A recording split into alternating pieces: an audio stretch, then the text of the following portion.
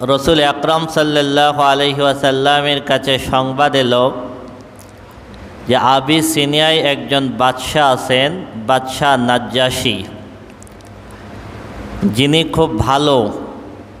যদিও তিনি খ্রিস্টান বাদশাহ, কিন্তু তার ব্যবহার খুব ভালো এবং ওনার এলাকায় তিনি স্বাধীনভাবে ধর্ম পালন করতে দেন। তো রসুল আকরাম সাল্লাল্লাহু আলাইহি সাল্লাম প্রাথমিকভাবে কিছু সাহাবীকে আবিসিনিয়ায় হিজরত করার নির্দেশ দিয়েছিলেন। তৎকালীন আবিসিনিয়া বর্তমান যেটাকে বলা হয় ইথিওপিয়া, বর্তমানে ইথিওপিয়া।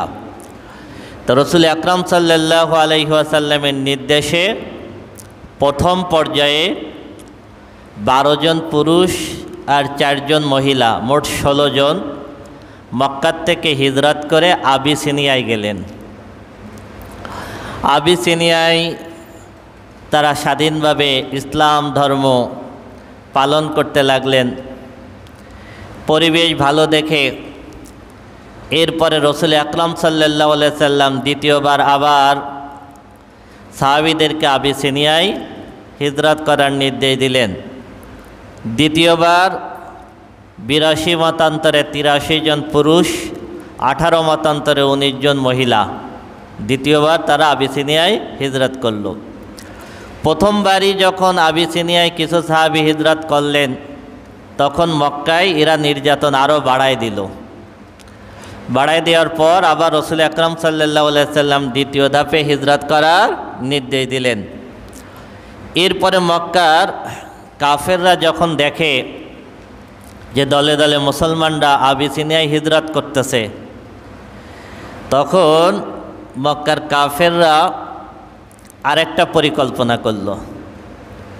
সেটা হলো কিভাবে মুসলমানদেরকে আবিসিনিয়ার থেকে আবার মক্কায় ফিরিয়ে আনা যায়, ফিরিয়ে এনে আবার কিভাবে তাদের উপরে নির্যাতন করা যায়। এই সিদ্ধান্ত অনুযায়ী মক্কার কাফেরদের বড় বড় কিছু নেতা, বড় বড় কিছু লিডার, তাদের নেতৃত্বে একটা কাফেলা পাঠালো এবং সেই কাফেলা বাদশা নাজ্জাশীর জন্য অনেক উপটৌকন নিয়ে গেল, অনেক উপহার নিয়ে গেল। যেই উপহারগুলো বাদশাকে গিফট করবে এবং বাদশাকে বুঝিয়ে আবার তাদেরকে কি করবে, মক্কায় ফিরিয়ে আনবে। আবিসিনিয়ায় তারা গেল। যাওয়ার পরে বাদশার কাছে যাওয়ার আগে বাদশার আশেপাশের যারা মন্ত্রী আছে তাদের সাথে তারা দেখা করলো। দেখা করার পর তাদেরকে রাজি করে ফেললো, তাদেরকে অনেক উপহার দিল। তারা কি হয়ে গেল, রাজি হয়ে গেল। এরপর এই মক্কার কাফেলাকে, কুরাইশদের কাফেরদের এই কাফেলাকে তারা বাদশার কাছে নিয়ে গেল। নিয়ে যাওয়ার পর তারা বাদশার সামনে বলল, এই ব্যাপার, আমাদের দেশ থেকে কিছু লোক আপনার এলাকায় এসেছে, তারা এলাকায় বিশৃঙ্খলা করতেছিল, আপনার এখানে এসে তারা আশ্রয় নিয়েছে, আপনি তাদেরকে আমাদের কাছে ফেরত দেন। তো বাদশা নাজ্জাশী খুব ভালো লোক ছিল, তিনি বললেন যে না, আমি আগে তাদের কথা শুনব, তাদের কথা না শুনে আমি ফেরত দেব না। তখন বাদশা নাজ্জাশী এই মুসলমান কাফেলার সাথে দেখা করতে চাইলেন। তখন মুসলমানদেরকে ডেকে আনা হলো বাদশার দরবারে। তখন মুসলমানদের নেতৃত্বে ছিলেন জাফর বিন আবি তালেব রাদিয়াল্লাহু তাআলা আনহু। জাফর বিন আবি তালেবের নেতৃত্বে মুসলমানরা যখন বাদশার দরবারে ঢুকতেছে, তখন বাদশা নাজ্জাশীর দরবারের সিস্টেম ছিল, ওই গেট দিয়ে ঢোকার সময় গেট নিচু করা ছিল, মানে কেউ ঢুকতে গেলে মাথা নিচু করে ঢুকতে হয়। তো মুসলমান তো কারোর কাছে মাথা নত করে না। জাফর বিন আবি তালেব রাদিয়াল্লাহু তাআলা আনহু সাহাবীদের সঙ্গে পরামর্শ করলেন যে আমরা ঢুকব, তবে আমরা পিছন ফিরে ঢুকব, যাতে বাদশার কাছে মাথা নত না করা হয়। পিছন ফিরে ঢুকলো, ঢুকার পরে বাদশাকে সালাম দিল। এই যে পিছন ফিরে ঢুকছে, এই বিয়াদবি দেখে বাদশার দরবারে যারা ছিল তারা ওদেরকে মারার জন্য এগিয়ে আসলো। বাদশা নিষেধ করলেন। নিষেধ করার পর তাদেরকে জিজ্ঞেস করলেন, তোমরা এইভাবে কেন ঢুকছো? তখন জাফর বিন আবি তালেব রাদিয়াল্লাহু তাআলা আনহু বলেন, আমাদের নবী মুহাম্মদ রাসূলুল্লাহ সাল্লাল্লাহু আলাইহি সাল্লাম আমাদেরকে শিখিয়েছেন একমাত্র আল্লাহ ছাড়া আর কারোর কাছে মাথা নত করা যাবে না। এবং এই যে সালাম সম্ভাষণ, এটা আমাদের নবী মুহাম্মদ রাসূলুল্লাহ সাল্লাল্লাহু আলাইহি সাল্লাম আমাদেরকে শিখিয়েছেন।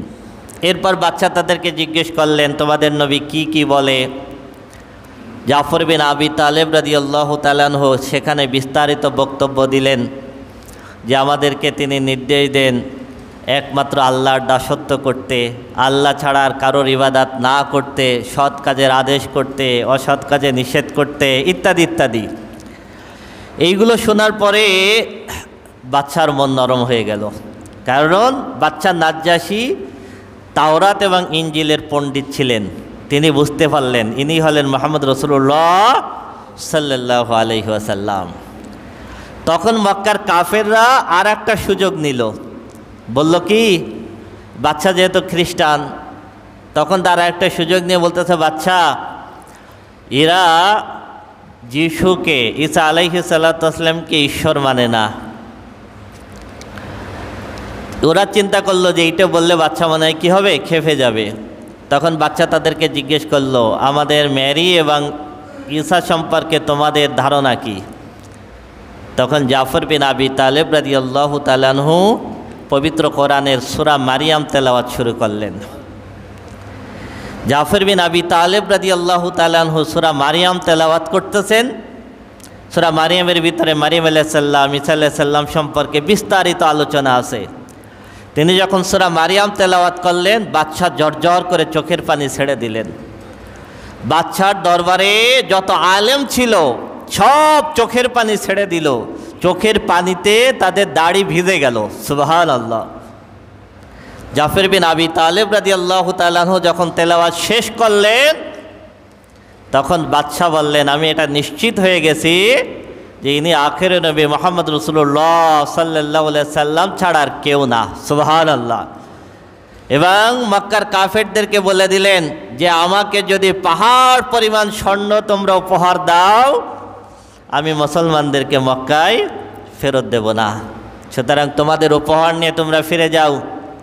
মুসলমানরা এখানে শান্তিতে আরামে তারা জীবন যাপন করবে স্বাধীনভাবে। সুবহানাল্লাহ। মক্কার কাফেররা নিরুপায় হয়ে ফিরে আসলো।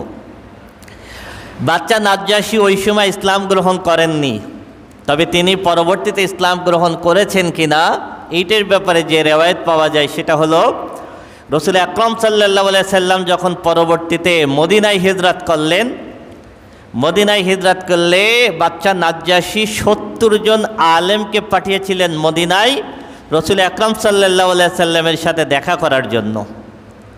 70 জন আলেম যখন মদিনায় রাসূল আকরাম সাল্লাল্লাহু আলাইহি সাল্লামের সঙ্গে দেখা করলেন, রাসূল আকরাম সাল্লাল্লাহু আলাইহি সাল্লাম তাদেরকে সূরা ইয়াসিন তেলাওয়াত করে শোনালেন।